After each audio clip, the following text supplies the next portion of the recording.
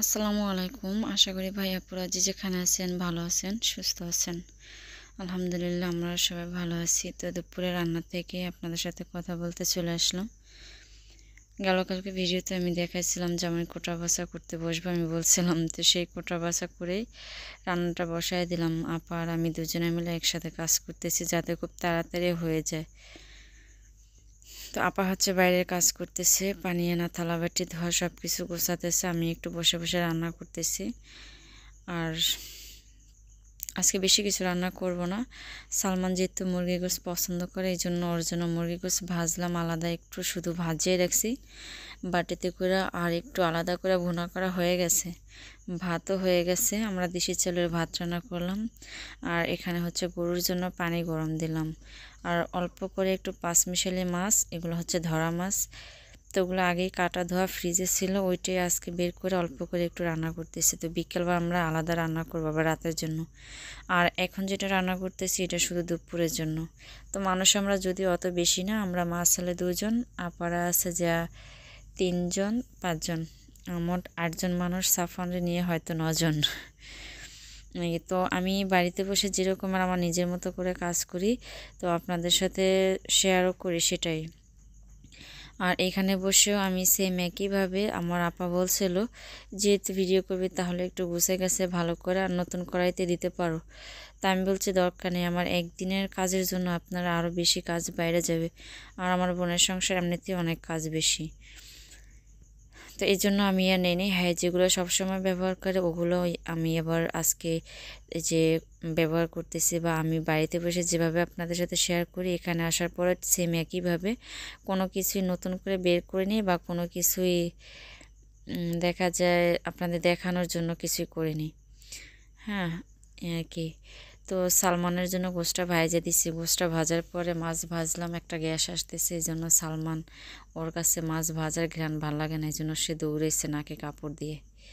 হ্যাঁ, সাফওয়ান হচ্ছে কি এই টাইমে একটু ঘুমাইতেছিল, ঘুমের থেকে আবার উঠতেছে, আবার একটু খেলে, এরকমই করতেছে। আর আপাকে হচ্ছে ওয়াশরুম ঘরের ভিতরে, ওটার জন্য অনেক পানি আনতে হয়, প্রায় 10-12 কলসি পানি এনে 2টা বড় বড় বালতি, ড্রাম, এগুলো সব ভরে রাখতে হয়। আর এখন যেহেতু মানুষ বেশি, একটু গ্যাঞ্জাম বেশি, পানিও খরচ হয় বেশি। আপা ওদিকে কাজ সাইরা এখন আবার একটা হাঁস জবাই করব রাতে রান্না করার জন্য। হাঁস হচ্ছে সকালবেলা সাইরা দেওয়া হয়েছে, মনে ছিল না।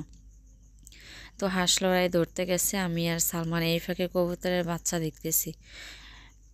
কবুতরের এখন 2টা বাচ্চা নাকি উড়ালগাড়া হয়ে গেছে, মানে উঠতে পারে। আবার 2টা আছে এখন পর্যন্ত উঠতে পারে না, 2-4 দিন গেলে উঠতে পারবে। আবার নাকি কবুতরের ডিম নিয়ে 2টা 2টা করে, 2টা কবুতরের 4টা ডিম নিয়ে বসে আছে, বাচ্চা দিবে আর কি।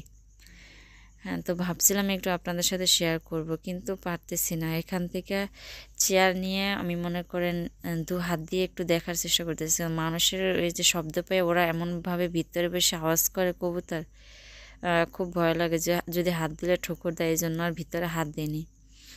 তো আপা হাঁস নিয়ে আসছে, অনেক কষ্ট করে মানে লড়াইয়ে ধরতে হয়েছে, তারপরে এই যে জবাই করলাম। তো আলহামদুলিল্লাহ হাঁসটা এত সুন্দর বাছা হয়েছে, মানে 5 মিনিটের ভিতরে হাঁসটা বাছা হয়ে গেছে, মানে বোঝাই যায় না যে এত তাড়াতাড়ি একটা হাঁস কীভাবে বাছা হয়।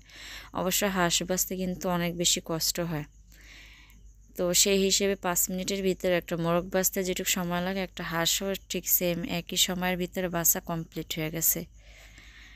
তো হাঁসটা জবাই করছে শুধুমাত্র সালমানের জন্য, ও সেভাবে করে আসে না, যেহেতু আসছে অনেকদিন পরে, সালমানও খাবে, ওর উসিলাতে আমরাও সবাই খাবো। তো এমনিতে আপা সালমানের খুব বেশি মায়া করে।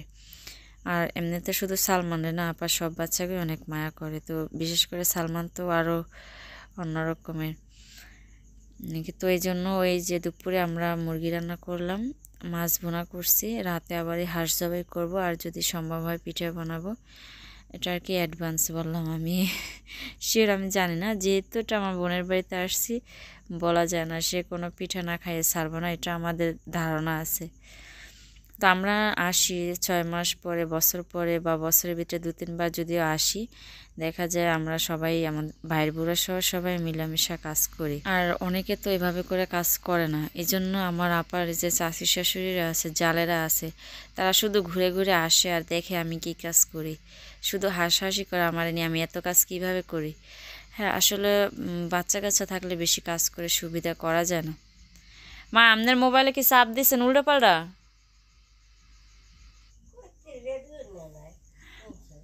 হুম। তো দেখা যাচ্ছে যে এভাবে করে সবসময় কাজ করি তো তাদের কাছেও ভালো লাগে আর আমার কাছেও ভালো লাগে, আমার বোনে একটু শান্তি পায়। তাহলে দেখা যায় এত কাজ করলে আমার খুব খারাপ লাগে, কষ্ট লাগে যে আমার বাড়িতে একদমই কাজ কম। রাইখা দেন, আমি দেখতেছি। আর এখানে হচ্ছে গিয়ে আসলে এত কাজ করে আপা, দেখা যায় কাজ করলেও দিনটা চলে যাবে, আর যদি না করি বসে বসে থাকি সবার সাথে গল্প আড্ডা করি তাহলেও দিন চলে যাবে। তো কাজ করলে তো ভালো, তাই না? সবাই হাসাহাসি করে আমার কাজ দেখে, আমি এত কাজ কিভাবে করি। হ্যাঁ আগের মতো আসলে সত্য কথা বলতে এখন আর পারি না। এই যে সাফওয়ান যখন হয়েছে তখন ডায়াবেটিস আমার পুরো একদম ক্লান্ত করে ফেলাইছে। এখন আমি যে কাজ আমি আগে 10 মিনিটে করতাম 1 ঘন্টায় যদি করি তাহলে আমার শরীর থেকে ঘাম বের হয়ে যায়। যতই গরম মানে শীত থাক, আমার কাজ একটু জোরে বেশি দৌড়াদৌড়ি করে কাজ করলে আমি হাঁপাইয়া যাই, এরকমের একটা অবস্থা এখন। তো যাই হোক, তারপর আলহামদুলিল্লাহ সুস্থ আছি, শুক্রিয়া করি আল্লাহ দরবারে আর কি। তো আমার এই যে খালে নিয়ে আসছে হাঁসটা, খালের পানি দিয়ে একদম সুন্দরভাবে পশমগুলো ভাসায় দিলাম, আর একদম চোখে স্পষ্টভাবে দেখা যায় যে কোনো পশম আছে কিনা, ছোট বা কালো পশম। তাহলে আপনি একটু উল্টাপাল্টা চাপেন কে? চাপ দিয়ে নমনে থুয়ে দেন। মা হচ্ছে মনে হয় কেউ কাছে হয়তো কল দিতে চাইতেছে। হ্যাঁ উল্টাপাল্টা চাপতেছে, শুধু রেডিওর মতো শব্দটাই আসতেছে। কি বলবো আর, দুঃখিত আমি যে হ্যাঁ আসতেছি। যে ফোন হাতের কাছে ছিল, বালিশের সাথে চাপ লাগা শুধু এফএমটা এসে পড়ে, এই জন্য ওটা পাল্টাই দিয়ে আসলাম। আসলে বয়স হয়ে গেছে তো অনেক কিছুই বুঝে না। তো আমি হাঁসটা একদম খোলামেলা পানি দিয়ে সুন্দরভাবে ধুয়ে আনলাম। এখন হচ্ছে এভাবে রাইখা গাও গোসল দিব, খাওয়া দাওয়া করবো, তারপরে বিকালে চিন্তা আবার বিকেলবেলা কীভাবে কি বাছা যায় বা কিছু। আর মাথার চামড়াটা আমি ওইভাবে করে ভালো করে পরিষ্কার করে নিই, তার কারণ হচ্ছে এটা মাথার চামড়া এমনিতেই ফালাই দিতে হবে। এত সুন্দর করে হাঁস আমি জীবনের প্রথম বাছলাম। আসলে হাঁসের ভিতরে একদম ছোট ছোট কালো গজি পশম থাকবে, কিন্তু এটার ভিতরে একটা পশম মনে হয়, কিন্তু সেটা দেখাই যাচ্ছে। তাই যাই হোক আলহামদুলিল্লাহ ভালোভাবে বাইসে রেখে দিলাম, তাহলে বিকেল আর কষ্ট হবে না। এখন হচ্ছে আমাদের কাজ সবার গা গোসল দেওয়া। সালমানের গোসল করাইছি, সাফওয়ানও গোসল করছে, মনিরা, এরা সবার গোসল শেষ। এখন শুধু আমি আর আপা বাকি আছি। তারপরে যেটা করব সেটা আবার দুপুরে খাওয়া দাওয়া। আর রান্না করছি আমি ওইভাবে করে শুরু থেকে দেখাইতে পারিনি, আমার মনেই ছিল না। কারণ বেশি কাজ যখন হয় তখন আপনাদের কথা আমি ভুলে যাই যে আপনাদের সাথেও কিছু শেয়ার করতে হবে। মানে কাজের ধান্দায় থাকে যে কাজটা কখন শেষ করব। এই জন্য আর ওইভাবে গুছাইয়া দেখাইতেও পারি না আমি। যে মুরগিটা ভুনা করছে, আমরা গোসল করে আস্তে আস্তে সবারই খাওয়া প্রায় শেষ পর্যায়ে, শুধু আমি আর আপা এখন বাকি আছে। এখন আমরাও খাইতে বসলাম। তো মাছ কেউই খাইলো না, শুধুমাত্র মুরগি দিয়ে সবাই খাইলো কি। আর হচ্ছে কি আমি আজকে বেশি বড় করতে পারিনি ভিডিওটা, যেটুকু পারছি সেটুকুই শেয়ার করলাম আপনাদের সাথে। যদি ভালো লাগে অবশ্যই সবাই লাইক কমেন্ট করবেন, আর নতুনরা অবশ্যই সাবস্ক্রাইব করবেন।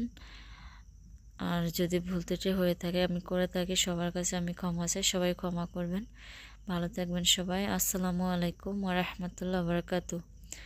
তো সবাই সালমানের জন্য দোয়া করেন, যেভাবে আমি গেল কালকের ভিডিওতে আজকে 2 দিন ধরে সালমানের জন্য সবাই অনেক দোয়া করেন। আলহামদুলিল্লাহ তাদের জন্য অনেক অনেক দোয়া রইল আপনাদের জন্য।